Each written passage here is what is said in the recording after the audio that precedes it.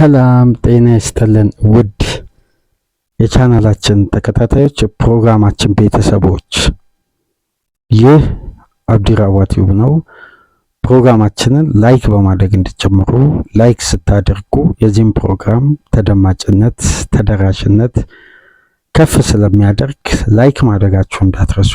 አዲስ የሆናችሁ ሰብስክራይብ በማድረግ የደወል ምልክቷን በመጫን ለቻናላችን ቤተሰብ እንድትሆኑ በአክብሮት እየጋበዝን ይህንን ፕሮግራም ከሀገር ውጭ የምታደምጡ የቻናላችን ተከታታዮች የሁል ጊዜ ድጋፋችሁን በሱፐር ስቲከር፣ ሱፐር ቻት፣ ሱፐር ታንክስ ለቻናላችን ድጋፍ እንድታደርጉ በአክብሮት እየጋበዝን የሁለተኛ ክፍል የዕለተ ቅዳሜ ፕሮግራማችን በሚካኤል አርቴታ አርሴናል ዙሪያ ጠቅለል አድርገን ወቅታዊ ሁኔታውን ከቡድን መረጃ ጋር የተለያዩ ነጥቦች መወያያ አርዕስቶችን ተጨማሪ ይዘን ወደ እናንተ ብቅ ብለናል። ከኛ ጋር ቆይታ እንድታደርጉ የአክብሮት ግብዣችን ነው።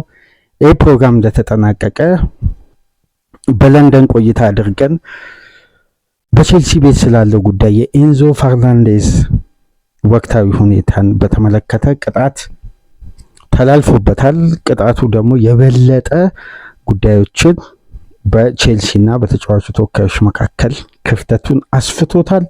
ይህን ጉዳይ እስቲ በሌላ አንዳንድ ነጥቦች መስተዋል ያለባቸው የተለያዩ ጉዳዮች አሉ። እሱም እናነሳበት ሶስተኛ ክፍል ፕሮግራም ይዘን እንመጣለን። በአራተኛ ክፍል ፕሮግራማችን እንግዲህ ኢንሳይድ ሊቨርፑልን ከጋዜጦች የተገኙ መረጃዎችን የምናጋራበት ይሆናል። ይሄ ግን ትኩረት የሚያደርገው ይሄ ፕሮግራም በሚካኤል አርቴታ አርሴናል ዙሪያ ነው። የአርቴታ ቡድን ወደ ሞመንተም መመለሻ፣ ይሄ ሞመንተም ጌም ነው። ሞመንተም ጌም ደግሞ በሚካኤል አርቴታ የስልጠና ባህል ውስጥ አንድ የዚህ ቡድን ሻርፕ የሆነ የመምጣትን ሚስጥር ያጎለበተበት የማይንድ ሴት ነው ሞመንተም ጌም። በነገራችን ላይ በደንብ አርቴታን የአርሴናል ደጋፊዎች የእግር ኳሱ ቤተሰብ ከመተቸት፣ ከመጠራጠር፣ ከተጠያቂነት፣ ከተለያዩ ነጥቦች አርቴታ ላይ ከሚደርሰው ጫናና ይሄ ቅሬታ አኳያ ሚካኤል አርቴታ በየአመቱ እያጎለበተ የመጣውን ጉዳይ አንዳንዴ በሆነ ስቴፕ ላይ ሆነን ቆም ብለን ስናስብ ነው ይሄን አሰልጣኝ መተቸት ከባድ ተገቢ ነው ብለን ማናስብ። ምክንያቱም ይሄ ሞመንተም ጌሞች ላይ አርቴታ ለምሳሌ በዘንድሮ ውድድር ዓመት ካደረጋቸው ጨዋታዎች በሁሉም ውድድሮች ውስጥ 4 ሽንፈት ነው ያስተናገደው። 4 ብቻ። በሊቨርፑል፣ በአስቶን ቪላ፣ በማንቸስተር ዩናይትድ እና በማንቸስተር ሲቲ በካራቦ ካፕ በ50 ጨዋታ 4 ሽንፈት። አንድ በግሌ ያስተዋልኩት ከሊቨርፑል ሽንፈት በኋላ የአርቴታ ቡድን 18 ጨዋታ በቪላ ለመሸነፍ ጠብቋል በሊጉ። ከዛም በኋላ በማንቸስተር ዩናይትድ ለመሸነፍ እንደገና 14 ጨዋታ ጠብቋል። ከማንቸስተር ዩናይትድ ሽንፈት በኋላ ደግሞ እንደገና 11 ጨዋታ ጠብቋል በሲቲ ለመሸነፍ። ይህን ቆም ብለን ስናስብ ሞመንተም ጌም ላይ የአርቴታ ቡድን አእምሯዊ ጥንካሬ በፊት ያሉትን ጥያቄዎች አሁን ድጋሚ ሲያነሱ ይገርመኛል። በእያንዳንዱ ጨዋታ ሽንፈት ውስጥ አርቴታ ቢያንስ በአማካይ የ13 ጨዋታ ጋፕ አለ። ከአሁን በኋላ አርሴናል በሁሉም ውድድሮች ላይ ቆይታ ቢያደርግ ረጅም ርቀት ቢጓዝ ስንት ጨዋታ ነው? 15። ስለዚህ ከሲቲ ጨዋታ በኋላ አርሴናል ሁለተኛ ጨዋታ ለመሸነፍ ስንት ጨዋታ ሊፈጅበት ነው? 13። ያ ማለት የመጨረሻ ጨዋታ አሁን 15 ጨዋታ የሚያደርግ ከሆነ 13 ማለት የሊጉን ውድድር አድርገነው እንውሰድና ሊጉ ሊጠናቀቅ 2 ጨዋታ ሲቀረው፣ እሺ በነዚህ መሃል የአርቴታ ቡድን ያስመዘገበውን የአቻ ውጤት አማካይ እናውጣ፣ ያሸነፋቸውን ጨዋታዎች ደግሞ አማካይ እናውጣ። እነዚህን ጉዳዮች እስቲ ተመልከቱ። በደንብ ፎከስ አድርጋችሁ ሂሳባዊ ስሌት ስሩ። የአርቴታ ቡድን እኮ ጥያቄ ሊነሳበት የሚገባ ቡድን አይደለም። አርቴታ የዘንድሮ የውድድር ዓመት ለአርሴናል የስኬት ዓመት መሆኑ ትላልቅ ምልክቶችን ሰጥቶናል። አሁን እነዚህን ካልኩሌሽኖችን በሂሳባዊ ስሌት እንኳን ከሄድን 13 ጨዋታ ካሁን በኋላ የአርቴታ ቡድን ከካራቦ ካፕ በኋላ ላይሸነፍ የሚችልበት እድል በ50 ጨዋታ ባየነው ባህሪ ከሆነ ሰፊ ነው ማለት ነው። እንደዛ ከሆነ ከ13ቱ ጨዋታዎች ውስጥ ከ15 ጨዋታ እስከ 13ኛ ጨዋታ ድረስ አይሸነፍም ካለን አቻ ውጤት ሊመዘገብ የሚችለው 4 ነው፣ 9 ድል። ከ9ኙ ለምሳሌ 5ቱን ፕሪሚየር ሊግ ነው ብለን እንውሰድ። ስንት ነጥብ ማለት ነው? አሁን ያሁኑ ያለው 70 ነጥብ ላይ 15 ነጥብ ጨምሮበት በቀጥታ ስንት የሚሆን 85 ነጥብ። አሁን የቀረውን የፕሪሚየር ሊግ ጨዋታ በድል ስሌት ብታመጡት ማለት ስንት ነው? ያለው ነጥብ ልዩነት 9 ነው። እዚህ ላይ አንድ አሸነፈ፣ አንድ አቻ ወጣ፣ አንድ አቻ ወጣ ተከታ አርጋችሁ እንኳን በ5 ድል ሂሳባዊ ስሌት ብታወጡ አርሴናል በቀሪ ጨዋታዎች ተውት፣ አርሴናል ካለው የፕሪሚየር ሊግ ጨዋታ በ3 ድልና በተቀሩት አቻዎች የሊጉን ዋንጫ ያሸንፋል። በ2 ድልና ምንም አይነት ሽንፈት ባለማስተናገድ ቀጣይ ጨዋታው የሊጉን ዋንጫ ማሳካት ይችላል። አሁን ባለው የነጥብ ልዩነት እነዚህን ጉዳዮች ከግምት ውስጥ በማስገባት ሁኔታውን ስንመለከት ለሽንፈት በዘንድሮ የውድድር ዓመት በጣም ሩቅ የሆነው ቡድን አርሴናል ነው።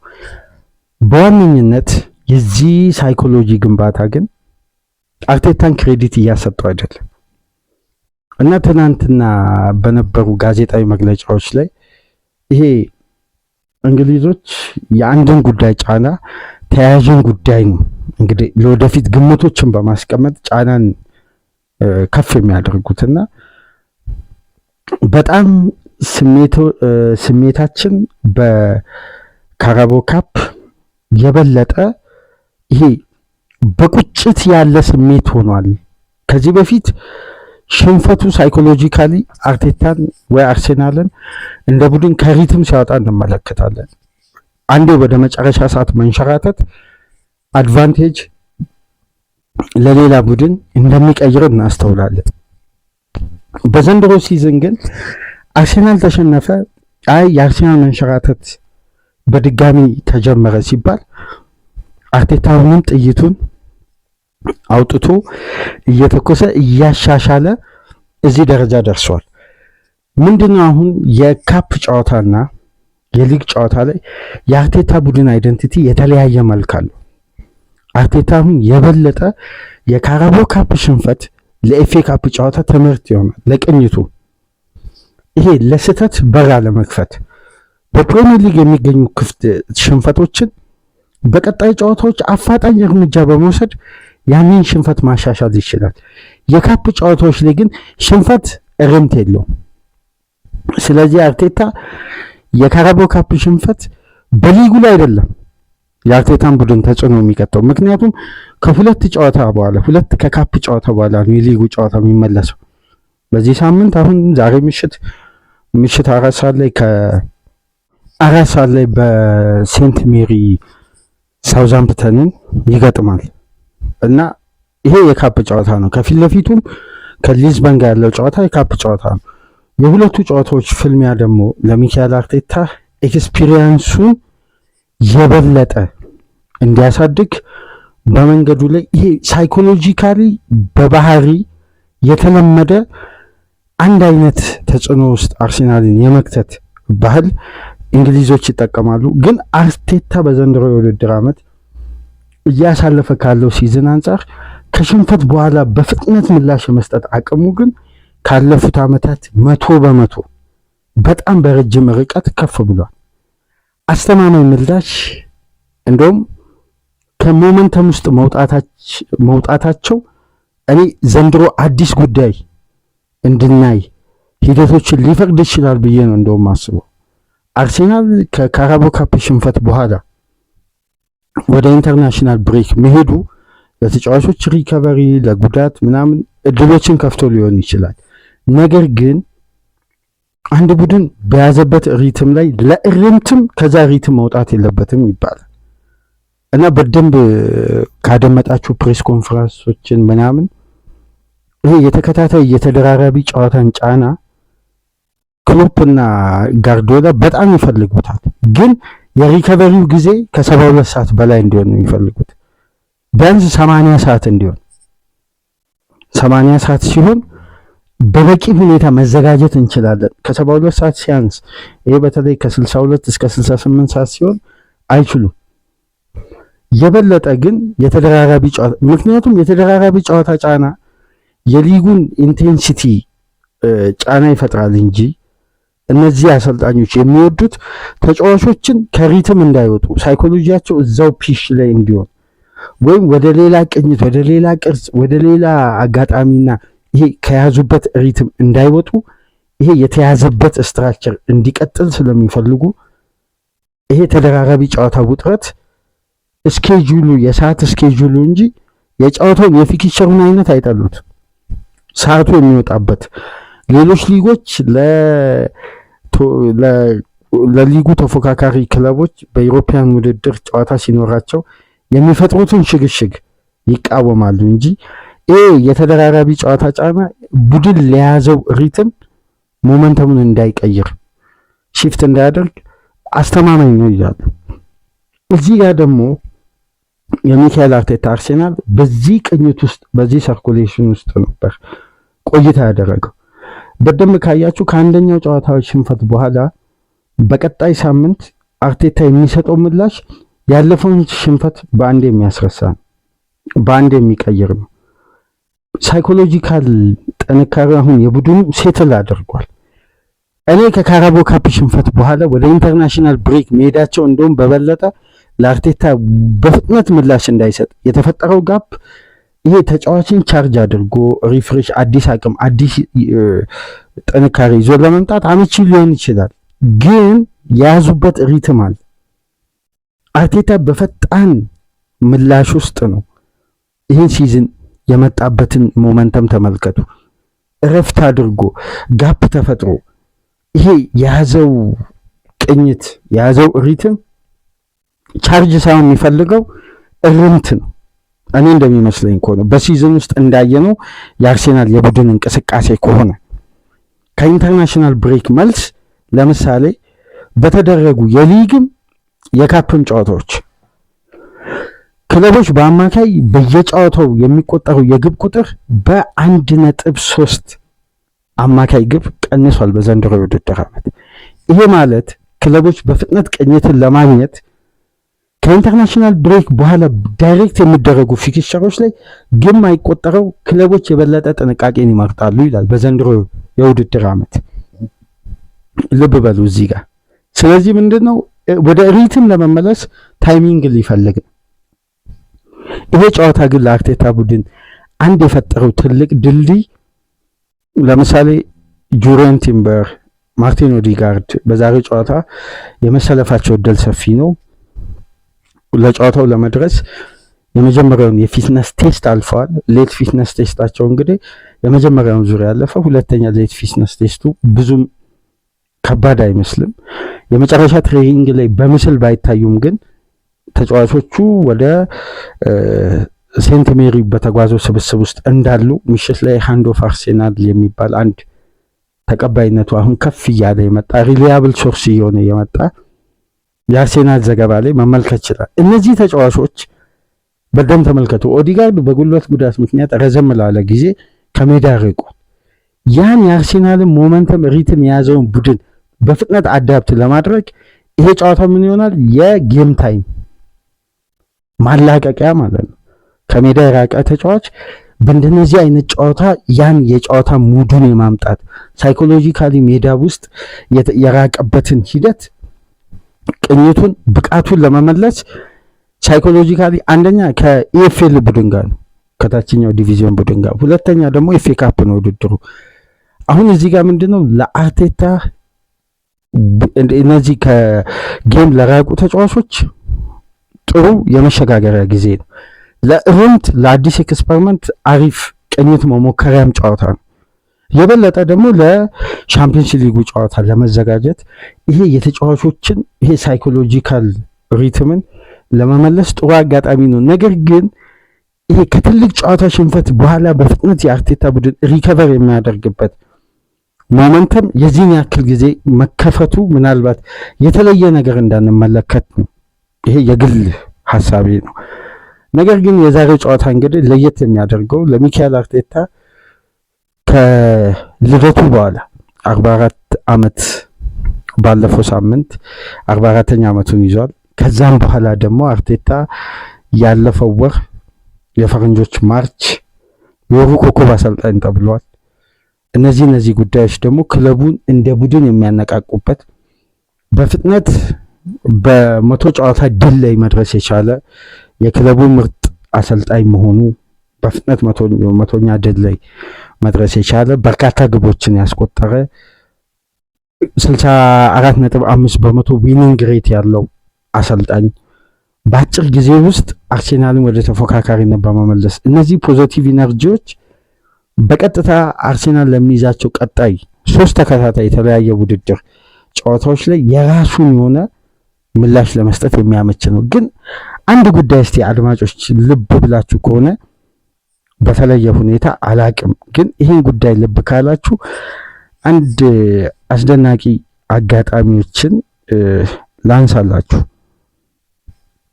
አርሴናል በቀጣይ በሁለት ሳምንት ውስጥ የሚያደርጋቸው 4 ጨዋታዎች አሉ። ከአራቱ የሶስቱን ተጋጣሚዎችን ታሪክ ታስታውሳላችሁ? ወደኋላ መለስ ብላችሁ 2022-23 የውድድር ዓመት የአርሴናልን ሲዝን በተለያዩ ውድድሮች ላይ ከባድ ያደረጉ 3 ክለቦችን አርሴናል ያገኛል በተመሳሳይ ወቅት። ታሪክ ራሱን አይደግምም። አርሴናል ግን ለበቀል ራሱን አዘጋጅቷል ወይ? በደንብ አስታውሱ። አርሴናል 2022-23 የዩሮፓ ሊግ ተሳታፊ ቡድን እያለ ዊሊያም ሳሊባ ተጎዳ። የሳሊባ መጎዳት ብቻ ሳይሆን 3-3 የሳሊባ መጎዳት ብቻ ሳይሆን ከስፖርቲንግ ሊዝበን ጋር በዩሮፓ ሊግ ምሽት ሳሊባ ተጎድቶ ወጣ። ያ ጨዋታ በመለያ ምት አርሴናል ከዩሮፓ ሊግ ወጣ። ያንን ውድድር አላተረፈም፣ ሳሊባን አላተረፈም። ሳይኮሎጂካሊ አርሴናል ከባድ ጫና ውስጥ ገባ። ሳሊባን ማጣቱ ድምር ውጤቱ ከፊት ለፊት ነው የታየው። በዛው ሳምንት አርሴናል በሜዳው ሳውዛምፕተንን አስተናገደ። 3-3 አቻ ተለያየ በሜዳው። ከዛም በኋላ በሁለቱ ተከታታይ ጨዋታ የታየው የአርሴናል መዳከም ድምር ውጤቱ ምን ላይ ነበር? ኢትሃድ ላይ 4-1 አርሴናል ተሸነፈ። የሳሊባ አለመኖር ሆልዲንግን ባለው አማራጭ አርቴታ ተጠቀመ፣ ዋጋ ከፈለበት። ያን ወቅት እነዚህ 3 ክለቦች በእንዲህ አይነት ሰዓት ነበር አርሴናል ያገኛቸው። አሁን እስቲ ተመልከቱ ያለውን የስብስብ ልዩነት፣ የአርሴናልን ጥንካሬ። ዛሬ ላይ ሳውዛምፕተን የሚያገኘው በሊጉ አይደለም በኤፍኤ ካፕ ነው። ቀጣይ ሳምንት ሰኞ የሚያገኘው ማክሰኞ የሚያገኘው በቻምፒየንስ ሊግ ስፖርቲንግ ሊዝበንን ነው። ያኔ ግን የሚያገኘው በምንድን ነው? በዩሮፓ ሊግ። ከዛም በኋላ ከበርንማውዙ ጨዋታ በኋላ ደግሞ አርሴናል የሚገጥመው ማንን ነው? ማንቸስተር ሲቲ። የት? በኢትሃድ። ስለዚህ አጋጣሚዎቹ አሁን ለአርሴናልን ለበቀል በድጋሚ ሁኔታዎችን ያመቻቻል። ከዛሬ ምሽት ነው በቀሎቹ የሚጀምሩት። ያኔ በፕሪሚየር ሊግ 3-3 ኤምሬትስ ላይ ወጥተው ሳውዛምፕተኖች አንድ ስቴፕ አርሴናልን ዋንጫ ፉክክር ያስቀሩበት ሲዝን ነበር። ከዛም በኋላ በቀጣዩ ሳምንት አርሴናል በፔናልቲ ሹታውት በሊዝበን ካልተሳሳትኩ ፔድሮ ጎንካልቬዝ መሰለኝ ከኤሪያ ከመሀል ሜዳ የግብ ጠባቂው መውጣት ተመልክቶ አስቆጥሮ የራምስዴል መውጣትን ተመልክቶ አስቆጥሮ እንግዲህ 1-1 ተለያይተው በመለያ ምት ሊዝበን ያሸነፈው። አሁን ማክሰኞ ዕለት ምሽት በሊዝበን ጨዋታ አለ። ከዛም በኋላ በርንማውዝ አለ። ከዛም የመልሱ ኤሚሬትስ ላይ ጨዋታ አለ። በቀጥታ ኢትሃድ ነው ከዛም በኋላ የሚሄደው። በተመሳሳይ ወቅት ተመሳሳይ ፊክስቸር አርሴናልን ለበቀል የበለጠም ያነሳሱ እና ትናንትና ሚካኤል አርቴታ አንድ አስተያየት ሲሰጥ በደንብ ከተመለከታችሁ ልክ እንደ ካራባኦ ካፑ ጨዋታ የግብ ጠባቂን ውሳኔ ሚካኤል አርቴታ አንድ አይነት ውሳኔ ይሰጣል ብለው ጠብቀው ከባለፈው ጨዋታ እንግዲህ በካፕና በክለብ ጨዋታ የተለያየ ውሳኔ ነው የምታሳልፈው። ባለፈው ሳምንት በካፕ እንግዲህ ይሄ ተጫዋች ኬፓ አሪዛባላጋ በፈጠረው ስህተት አርሴናል ዋጋ ከፍሏል። በዚህ ሳምንት ታዲያ የትኛው ተጫዋች ነው ቋሚ የሚሆነው አይነት አስተያየት እንግዲህ ጋዜጠኞች ጠይቀውት የአርቴታ ምላሽ አስደናቂ ነበር። ከ32 ዓመት በታች የሆነ 2 ቋንቋ መናገር የሚችሉ የቀኝ እግር ተጫዋች በኢንተርናሽናል ብሬክ ቆይታ ያደረገ ተጫዋች ነው የሚሰለፈው አሉ። ሁለቱ ራያም ኬፓንም ከተመለከታችሁ ከ32 ዓመት በታች ናቸው። ሁለቱንም ቋንቋ እንግሊዝና ስፓኒሽ መናገር ይችላሉ። ሁለቱም የቀኝ እግር ተጫዋቾች ናቸው። ይህን አይነት አስተያየት ሰጠ። ስለዚህ የትኛው እንደሚሰለፍ አርቴታ በግልጽ አላስቀመጠም። ይሄ አሁን ካለ በትንሹ በእነዚህ ነጥቦች የምንመለከተው ምንድነው? አርቴታ ያለፈውን ስህተት አይደግምም። በነገራችን ላይ በተመሳሳይ ስህተት አርሴናል ነጥብ መጣል አቁሟል፣ ወይም በአርቴታ ውስጥ መሸነፍ አቁሟል። በአዲስ ባህል በአዲስ የጨዋታ ስታይል ይሄ ክለቡ አዳፕት ለማድረግ በቂ ቱል በሌለበት ጨዋታ ግን ምላሽ ለመስጠት ሲቸገር አስተውለናል። አዲስ ጨዋታ ግን አዲስ ካራክተርን አዳፕት ለማድረግ በቂ ጊዜ ደግሞ ካገኘም በአግባቡ ምላሽ ይሰጣል። አሁን የበለጠ ለአርቴታ ቡድን የዛሬ ምሽቱ ጨዋታ ሪትምን መልሶ ለማግኘት ሞመንተምን ለማስተካከል ቡድኑ ከፍ ባለ የሜዳ ውስጥ እንቅስቃሴ ለማሸነፍና እነዚህ መብላላት ያለባቸው ከሜዳ የራቁ ወይም ባለፈው በኢንተርናሽናል ጨዋታዎች እንግዲህ በተነሳ ውዝግብ ምክንያት በርካታ ጥያቄዎች ለአርቴታም ሲቀርቡ ነበር። እነዛን ተጫዋቾች ማች ፊትነሳቸውን ለማምጣት ይሄ የሴንት ሜሪ ጨዋታ በተሻለ ሁኔታ ለሚካኤል አርቴታ ድልድይ ሆኗል። የሊዝበኑም ጨዋታ በነገራችን ላይ ለሊጉ ጨዋታ 2 አርሴናል ሞመንተሙን ለመመለስ የሚያስችል ምርጥ አጋጣሚ ተፈጥሯል፣ ዛሬ ምሽትና ማክሰኞ ምሽት።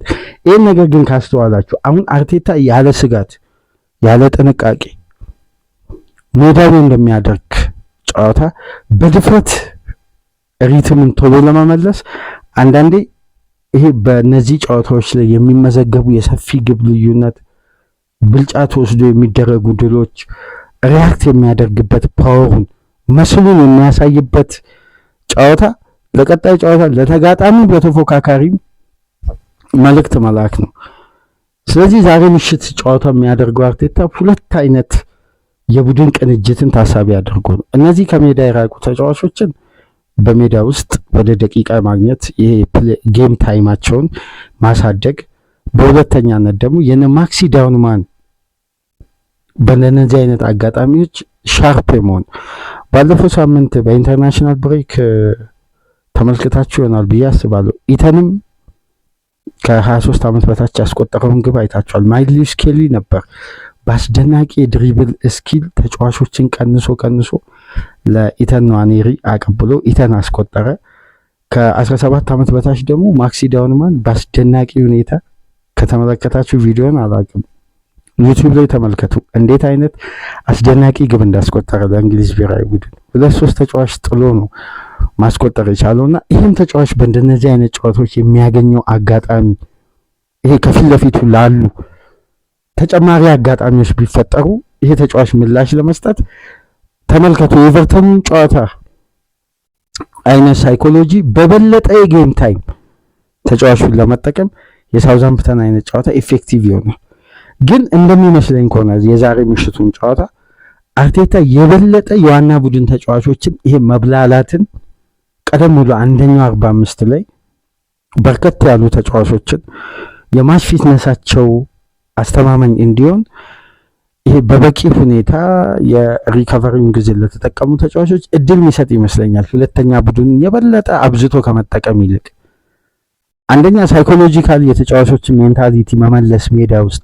በነገራችን ላይ አሸናፊንም ተሸናፊንም ቡድን ሜዳ ውስጥ በማቆየት ነው አሸናፊን ሪትሙ የሚቀጥለው፣ ተሸናፊ የአሸናፊነትን ሪትም መመለስ የሚችለው እና ለውጥ በዘመናዊ እግር ኳስ በአማካይ ከ3 ጨዋታ በኋላ ነው የሚባለው።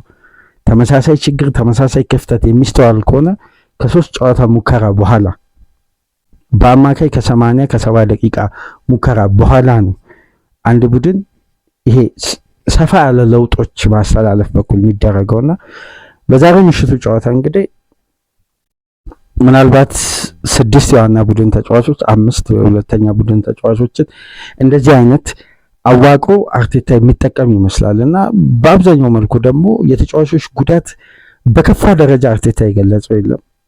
የኢዜ እንደተገለጸው ከ1 ወር እስከ 6 ሳምንት ከሜዳ ሊርቅ እንደሚችል ነው ትናንትና በጋዜጣዊ መግለጫ ላይ ያነሳው። በተጨማሪም ኖኒ ማዱዌኬ ደግሞ ከሲሪየስ ኢንጁሪ ወደ ማይነር ኢንጁሪ እንደውም ሃንድ ኦፍ አርሴናል የሚለው ገጽ እንደሚለው ከሆነ በዚህ ዛሬ ወደ ሳውዝ ኮስት ወደ ተጓዘው ስብስብ ውስጥ አለ ነው የሚል አለ። ይሄ ተጫዋች በአርሴናል ስብስብ ውስጥ አለ፣ ሩመርስ አለ በስብስብ ውስጥ አለ የሚባልበት እና ኖኒ ማዱዌኬ እንግዲህ በተደረገለት ቅድመ ጥንቃቄ መሰረት ይሄ ተጫዋችም የሪከቨር ጊዜውም አጥሮ በፍጥነት ወደ ሜዳ የመመለስ አጋጣሚው ተፈጥሯል። ስለዚህ አርቴታና አርሴናል ማኔጅ ባደረጉት የጫናን ይሄ ኦቨርሎድን ለመቋቋም ያደረጉት ማኔጅመንት በአግባቡ ተጫዋቾች እንግዲህ ሪከቨር አድርገው ለዛሬ ምሽቱ ጨዋታ ለበቀልም ጭምር ነው አርቴታና አርሴናል ዛሬ ምሽት ወደ ሴንት ሜሪ የሚጓዙት እና ባለፈው ሳምንት ከነበረው ውዝግብ ጋር ተያይዞም የተወሰኑ ጥያቄዎች በተወሰነ መልኩ ቀርበውለት እንግዲህ የተለመደውን አይነት አስተያየት ሰጥቷል። ለምሳሌ እንደምታውቁት በነገራችን ላይ ባለፈው ሳምንት በነበረው የኢንተርናሽናል ብሬክ ቆይታ ከ20 ቡድኖች 228 ተጫዋቾች ናቸው ለብሔራዊ ቡድን ጥሪ ቀርቦላቸው ሄዱት። ከነዚህ መካከል እንግዲህ የአርቴታ አርሴናል የተጫዋቾች ዝርዝር ብዛት 11 ነው። ከየናሽናል ቲሙ ግን የተመለሱ ተጫዋቾች 6 ተጫዋቾች ናቸው። ነገር ግን ሁሌም ሊስት ሲደረግ ከተመለከታችሁ 11ንም ሊስት ያደርጋሉ። መቼ ኦዲጋርድ መች ተጠራ፣ ኢዜ መች ተጠራ፣ ቲምበር መች ተጠራ፣ ትሮሳርድ መች ተጠራ፣ ሳሊባና ጋብሪኤል ጥሪ እኮ አልቀረበላቸው ማለት ጥሪ ቀርቦላቸው በመጨረሻ ጨዋታና ቀደም ብሎ ባስተናገዱት ጉዳት እዚሁ ብሔራዊ ቡድን ቀርተው እዚሁ ከብሔራዊ ቡድን ቀርተው ይሄ ማይነር እና ሜጀር ኢንጁሪ እንኳን ቢኖር ሪከቨር ለማድረግ የእያንዳንዱን እንደውም ይሄ መረጃ ለማረጋገጥ የፕሪሚየር ሊጉን ሆም ፔጅ ገብታችሁ ተመልከቱ። አሁን በአዲሱ አፕዴት በሆነው አዲሱ ፎርማት መሰረት የሪከቨር ቀናቸው ጭምር በፊዚዮቴራፒስቶች በወጣ ስኬጁል መሰረት እገሌ የሚባል ተጫዋች 18 ቀን 19 ቀን እንዲህ አይነት ቀን የትሬኒንግ ዲቴሎቹ አሉ። ይህን ደግሞ አፕዴት የሚያደርገው ክለቡ ራሱ ነው እና አብዛኛው መረጃ ምንጮች ከዛ ላይ እየወሰዱ ነው መረጃዎችን የሚያጋሩት። አሁን ኢዜ፣ ኦዲጋርድ፣ ቲምበር፣ ትሮሳርድ እነዚህ ተጫዋቾች ቀደም ብለው በክለቡ የጉዳት ዝርዝር ውስጥ ገብተው እዚሁ ክለብ ውስጥ የቀሩ ናቸው።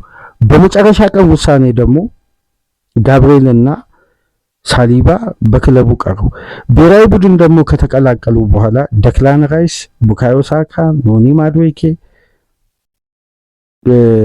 እንዲሁም ማርቲን ዙቢመንዲ እና ፒሮ ሂንካፔ ደግሞ ከብሔራዊ ቡድን ያሉ ጥሪ ተደረገ። ጥሪ ሳይሆን ጉዳት መጠነኛ ህመም ስላለና ምቾት ስላልተሰማቸው ወደ ክለብ ተመልሰው ሪስክን ለመቀነስ የሕክምና አገልግሎት እንዲያገኙ ወደ የክለባቸው ተመለሱ።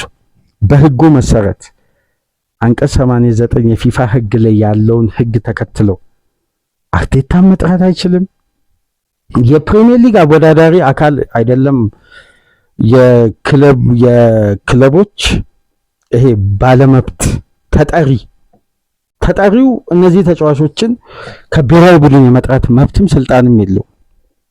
ስለዚህ በህግና በስርዓቱ መሰረት ተጫዋቾች ላይ በታየው የጉዳት ሁኔታ አርቴታና የብሔራዊ ቡድን ኮሚኒኬሽኖች ከቡድኑ ኮችንግ ስታፎች ጋር ስለ ተጫዋቾች ጤንነት ኦቨርሎድ፣ በተለይ በወቅቱ የሰራነውን ፕሮግራም ወደኋላ መለስ ብላችሁ ተመልከቱ። አብዛኛው ጥሪ የተደረገላቸው ተጫዋቾች በኦቨርሎድ ምክንያት በበርካታ ደቂቃዎች ምክንያት የተፈጠረ ጫና የሚያሳዩ ምልክቶች አሉ። በደንብ አስታውሱ። በእነዚህ ምልክቶች ምክንያት ሃቨርት ሲዝኑ ሙሉ ውጭ ሆኗል። ጄሱስ በመጨረሻ ሰዓት የነ ጋብሪኤል ጉዳት፣ እነዚህ ሁሉ ጉዳቶች ተጫዋቾችን ለረጅም ሳምንታትና ከሲዝን ውጪ ሲያደርግ ባለፈው የውድድር ዓመት ስናስተውል ነበር። እነዛን እንግዲህ እርምት ለመውሰድ ኦቨርሎድ ለሪከቨሪ አመቺ ጊዜ ተፈጥሮ የደቂቃና የጨዋታ ኦቨርሎድ ተጫዋቾች ላይ ተስተውሎ ከፊት ለፊት አደጋ እንዳለ ምልክት ከሰጠ ተጫዋቾችን መጠበቅ የብሔራዊ ቡድንም የክለቡም ኃላፊነት ነው። ይሄን ደግሞ ማድረግ አንድ ቡድን ያስወቅሳል ተብሎ አይጠበቅም። የዛሬ ምሽቱ ጨዋታ ግን አርቴታና አርሴናል እንግዲህ ጌኒንግ ሞመንተም ነው። መልሶ ያን ሞመንተም ያን ሪትም አምጥተው በሚፈለገው ደረጃ በድል ወደ ሪትም መመለስ፣ ደቂቃ ሳያገኙ የቆዩ ተጫዋቾች በደቂቃ አግኝተው ቶሎ ጌም ታይማቸውን የሚያሻሽሉበት፣ የፊትነስ ኢሹ ያለባቸው ፊትነሳቸውን የሚያሳድጉበት፣ ወደ ሜዳ ተመልሰው ወደ ቡድን ቅንጅት በፍጥነት ለመምጣት ሁለት ትላልቅ አጋጣሚዎች የተፈጠሩለት የማርቲን ኦዲጋርድ ጉዳይ አለ። የኦዲጋርድ በነገራችን ላይ መመለስ ለአርቴታ በየትኛውም ሰዓት ትልቁ እፎይታ ነው።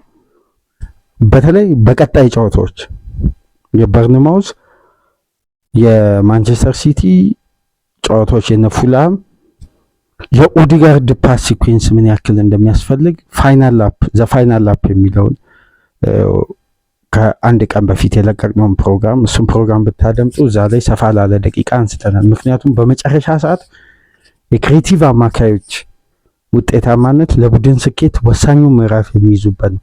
ለአርቴታ ሲስተም ደግሞ የበለጠ ፍሉድ ሆኖ ቴክኒካሊም ታክቲካሊም አስተማማኝ አገልግሎት የሚሰጠው ደግሞ ማርቲን ኦዲጋርድ ነው። ይሄ ተጫዋች መመለሱ ለአርሴናል የበለጠ ኢፌክቲቭ ነው። በቡድኑ ደግሞ ከደክላን ራይስ ከሳካ በመቀጠል ሶስተኛ ቻንስ ክሬት በማድረግም ሶስተኛ ደረጃ ላይ የተቀመጠ የበለጠ የፋይናል ሰርድ ተቾቹ አስተማማኝ የሆኑ ለሰሞኑ ለሚነሳው ለሳካም ተቃውሞ ደግሞ ምላሽ መስጠት አርቴታ እንደ ቡድን ስለሚፈልግ የኦዲጋርድ ሚና የበለጠ እንደነዚህ አይነት ጉዳዮችን ለመፍትሄ ስለሚያመች ማርቲን ኦዲጋርድ በድጋሚ ወደ ሜዳ መመለሱ ለአርቴታም ለአርሴናልም ለነሳካም ለሁሉም አስደናቂ ነው። እዚህ ላይ ደግሞ ቲምበር መመለሱ እንግዲህ የበለጠ በቦታው ላይ ተመራጭም ስለሆነ ሶሊድ መሆኑ አስተማማኝ ነው። እንግዲህ ዛሬ ምሽት ሴንት ሜሪ ላይ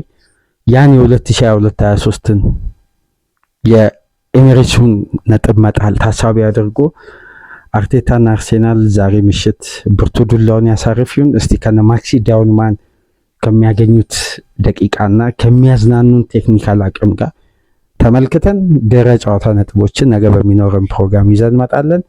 ከዚህ ፕሮግራም በመቀጠል በኤንዞ ፈርናንዴዝ ጉዳይ የምናነሳውን አድማጮች ተከታተሉ። አንዳንዴ ፕሮፌሽናሊዝም የማይገድባቸው ስብዕናዎች አሉ። በጣም በጣም እግር ኳስ ዘለል የሆኑ ከክለብ በላይ ራሳቸውን ማንጸባረቅ የሚፈልጉ እነሱ ባመጡት ስኬት ሳይሆን ክለብና ቡድን ብሔራዊ ቡድን ባሳካው ስኬት ውስጥ የሚመጻደቁ አይነት ዘረኝነት ውስጣቸው ያለባቸው ተጫዋቾች የራሳቸውን ሌጋሲ ለመገንባት ብለው የሚያንጸባርቁት ባህሪ ግን እግር ኳሳዊ አይደለም። ኤንዞ ፈርናንዴዝን እንደዛ አይነት ሁኔታ እያየን ነው። እስቲ ያንን ጉዳይ በተመለከተ ዝርዝር ነጥቦችን እናነሳለን። ኢንሳይድ ሊቨርፑልን በአራተኛ ፕሮግራም ይዘን እንመጣለን። ላይክ፣ ሼር፣ ሰብስክራይብ ማድረጋችሁ እንዳትረሱ። ከሀገር ውጭ የምታደምጡ በሱፐር ስቲከር፣ በሱፐር ቻት፣ በሱፐር ታንክስ ድጋፍ አድርጉ። መልካም የረፍት ቀን እንዲሆን ተመኘን። በሶስተኛ ክፍል ፕሮግራም ተመልሰን እንመጣለን። ሰላም ቆዩ።